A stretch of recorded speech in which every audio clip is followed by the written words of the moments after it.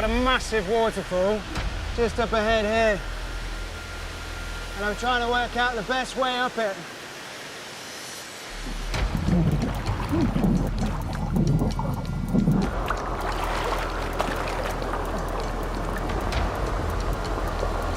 Okay.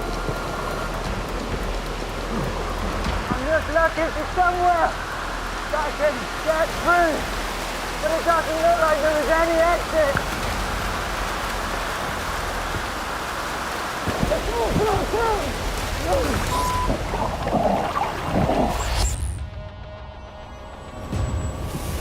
I'm Ed Stafford, and I've put myself through extreme tests of endurance and isolation to become a bushcraft and survival expert. I'm proud of that. I've tested my skills against the world's toughest survivalists. Come on. In head-to-head races across the wildest and most unforgiving landscapes on the planet. But I'm not done. I'm refusing to stand still.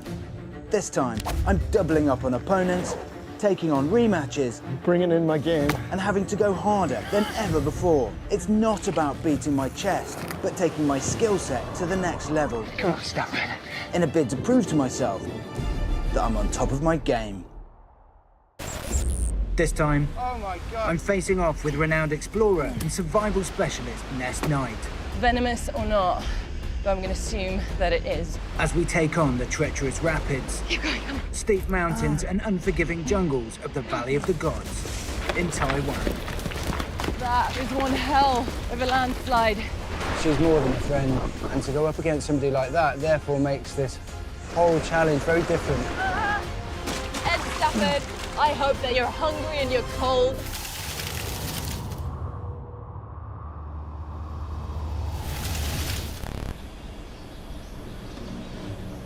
It's the Valley of the Gods, deep inside the mountains in central Taiwan. And this area of jungle, this river particularly, is known for taking people's lives. Flash floods, torrential downpours, landslides. This is a deceptively challenging environment. Hello. Ed, mate. Hello. Good to see you. You too. How long have you been here? Literally, like, half a day. Arrived yesterday. Ness is an adventurer, she's a survivalist, she loves the outdoors, and she was the first woman to swim the length of the Thames. She's kayaked the length of the Essequibo River, which is a world-first expedition. She's expert at jungle environment in particular. She's also godmother to my son, Ran, which makes her almost family. But as affectionate as I am, obviously, to Ness, I'm sure I won't want to lose. Still got my godson. Ran's at school now. He's growing at a rate of knots, that boy, honestly. How's Ava? Oh, she's so good. I think she's going to learn to walk while I'm away. You know, it's not easy being out here away from my baby. I'm going to have to figure a way to draw on my love of her and be stronger through this challenge. You've not had a first woman out yet. That's true. Across all of the series of First Man Out, I'm hoping to be the very first female out of here. So, Ed, I'm coming for you, mate. Let's not put this off. Let's go and find Stephen, yeah? Let's Cool. go. Feels a bit different to the Amazon, eh? Oh, it's chalk and cheese, isn't it? I mean, there's jungle and jungle, and this is jungle. This mountainous area of Taiwan is particularly infamous for its nastiness of environmental disasters. Go, guys. I've got my heart in my mouth a little bit with this one. All right, now or never. So this epic race starts here with a jump from the top of a waterfall where you'll be launched into the main river. From here, you'll head southeast through a valley full of raging rapids and 100-foot waterfalls. The valley walls are steep and full of impenetrable jungles. Navigate successfully through that, and you'll find me waiting for the first man or woman on a suspension bridge that overlooks a valley of shale and fast-flowing tributaries. It is a linear route, however, you've got lots of options. The environmental conditions might dictate that you just can't follow the river. There are ways that you can shortcut and make up some good ground. That's looking like some serious terrain over that, though. Yeah, I mean, you're going to start roughly in classic jungle. You're going to feel quite at home, but as you start to gain a little bit of elevation, it's going to change into almost an alpine-like environment. We've got all kinds of natural disasters that can potentially happen here. Landslides, huge thunderstorms. We're in the wet season. It's extremely difficult. In terms of dangerous animals, venomous snakes here? Yeah, Taiwan is almost the perfect home for snake life and herps. I think 6 venomous snake species here, and they're very common. But unfortunately, it's illegal to hunt it, so that's off the menu. You can go for fish and bugs, of which there are plenty. So using various techniques, I'm sure you'll be able to get yourself some food. Thanks for inviting me on this one, mate. Cheers. Ed is going to be out the gates and he's going to be through here like a bull in a china shop. And I'm going to have to outthink his strategies. It's going to be all about thinking through my navigation, the route that I'm taking. That's the only way I'm going to beat Ed. I know that much. All right, guys, this is the start of the race. You all ready? Yeah. 3, 2, 1, go!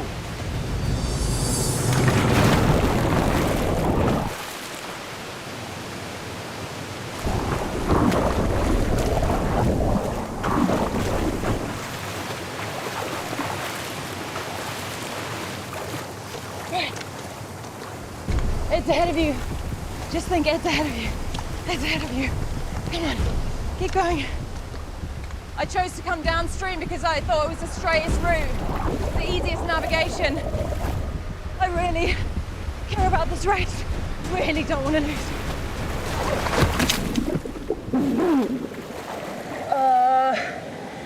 Ow. Ness looks like she's staying in the main channel, but I'm going to get off the river, head uphill and into the trees. Just from a shortcut perspective in terms of cutting off the huge meander. About 25, 30 metres down the river, Ed made his way inland. He's cutting off the meandering river section. The climb up to that ridgeline puts Ed in the most direct line towards the exfil. Ness, on the other hand, has continued down the river valley on a straightforward navigational route, but it has rapids and it's extremely unsettling ground to move through. Feels like I'm entering a new chapter of this river descent, and one that I don't really like the look of. On either side of me are these steep cliffs, but there's no other way now. I'm boxed in. I have to keep going. The trick is trying to figure out where to cross here. That is really cold. Still putting, come on. Still putting. Steady.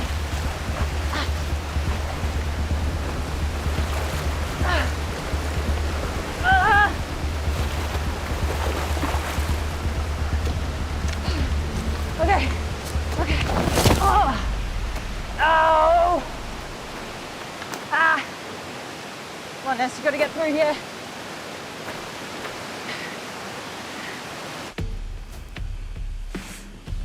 It's an absolute maze. I'm just conscious how slow this is. I'm crawling up into spaces where almost certainly no human has ever set foot. This is proper lost world territory. Right, that's too sheer. Yeah, let's go back.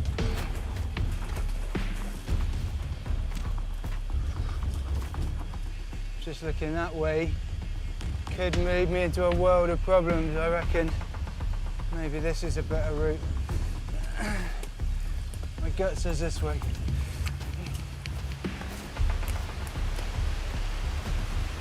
Coming down now to a river which is almost as big as the one that I just left.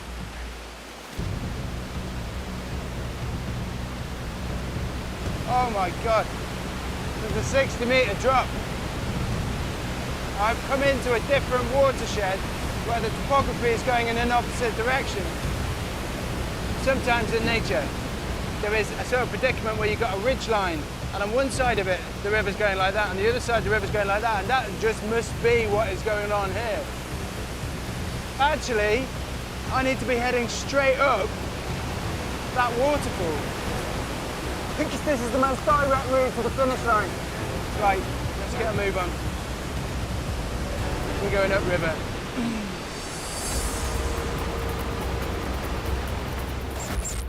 Ed's gone up and over a ridgeline down to a distributary river. The water here is flowing down from the mountain, so to get to the exfil, he's going to need to travel upstream and against the flow.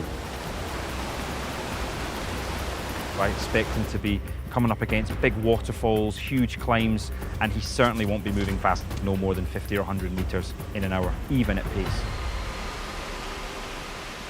I've got a massive waterfall just up ahead here. I'm completely boxed in. If I can't find a way up this waterfall, I'm gonna have to backtrack, but a significant backtrack. I'm gonna have to go and see if there's a cut through which will allow me to get up and out and round.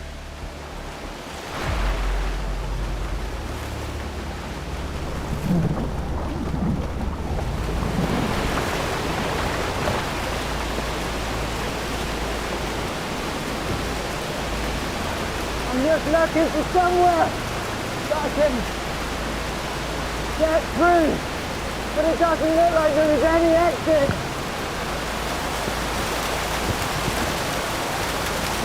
Okay, I'm gonna have to go back.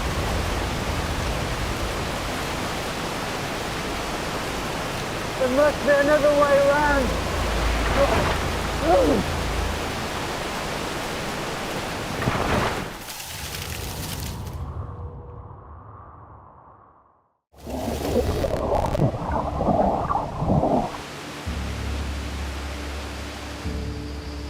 What's this? I can see daylight through there, which means there could well be a way up through the rocks to the top of the falls. It's worth having an explore, isn't it? It's damp in here and dark, but it does appear to be some sort of route through the rocks. I can hear the main flow of the waterfall. There seems to be a passage going down and into a pool. Ah! I've come out into an area of water. There's a tunnel up to my right. I might be able to get out.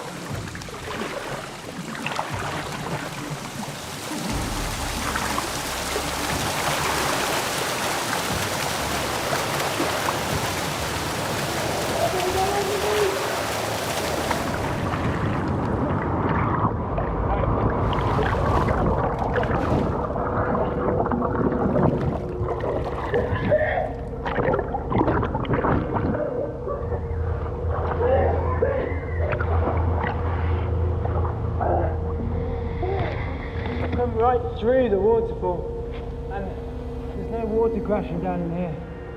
It's just this overwhelming sense of relief. There is a chink of light right at the top of here that I think I can climb through in order to get out and up the top. This course I've designed for Ed and Ness is extremely challenging. It passes right through the area that Aboriginal tribes have inhabited for thousands of years. And it's just a series of high mountains, very steep ridges, very, very deep river valleys that, quite frankly, when you're in, you won't be able to get out of. Ed and Ness have chosen two different paths to reach the end. Ed's trajectory puts him in a direct line to the exfil. The topography is steeper, so he quite literally has an uphill battle. Ness is in the main river valley, making good speed on a meandering river. Right now, she's actually in the lead.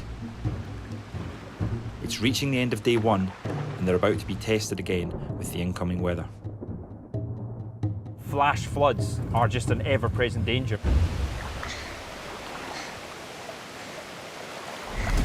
This is turning into a little bit of a nightmare.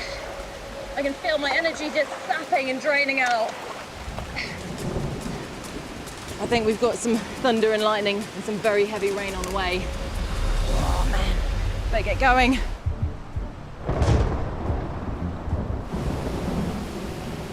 The weather is absolutely starting to bucket it down now. That is definitely flash flood, and that looks like potential landslide. That's the end of my river tracing for today. I think I'm gonna head up into the canopy here. I'm gonna see if I can find a cave or a shelter to go hunker down in because I'm cold, wet, and tired. I just need to conserve some energy now. This is what I was hoping for. Yes, yes, yes. That looks perfect. That's gonna be my home tonight. I'm gonna hunker down in this cave here. Right. That is the base of a really nice, springy, soft mattress. If I weren't in a survival situation, I wouldn't be cutting any vegetation down here in Taiwan. It's absolutely prohibited. But in an emergency, use what resources you do need to make sure you get out alive.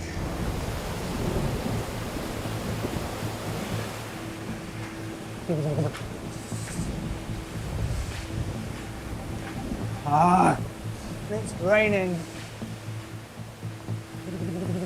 It's almost night time. I'm just thinking, as much as this is not an ideal place to spend the night, there's no point in me leaving this cave and going straight out into the rain. I'm already freezing cold. It's not a way I want to end the day at all, but at least here I've got a modicum of shelter.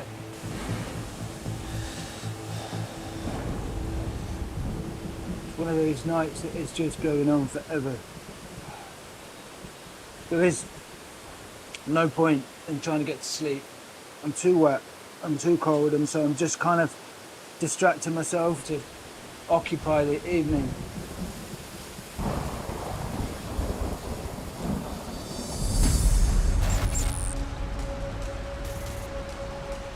I've got to start thinking now of getting a decent meal in my belly. I've just seen some flickering on the water in this puddle over here. Have a look at this. There's a puddle filled with tadpoles. Food on the go. Oh my gosh, there is hundreds of them. Go on, go on, go on. Look at that. This is not going to be pretty, but it's calories, it's energy. Never had one of these before. All right. Oh. Kind of gelatinous.